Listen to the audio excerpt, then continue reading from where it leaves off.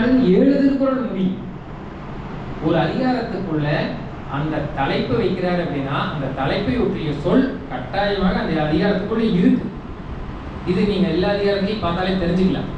ஆனா கடவுள் வாழ்த்துல கடவுளுங்கிற சொல்லே அந்த அதிகாரத்துல எந்த இடத்துலையும் கிடையாது. திருக்குறள்லயே கடவுள் இல்லை அப்படிங்கிறத எல்லாத்துக்கும் தெரிந்த உண்மை.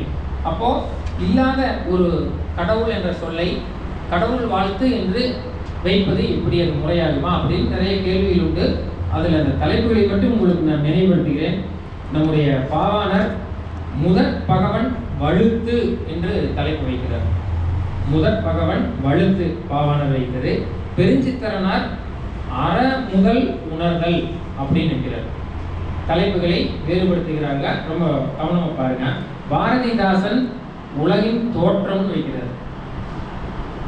புலவர் குழந்தை இறை நலம் அப்படின்னு வைக்கிறார்.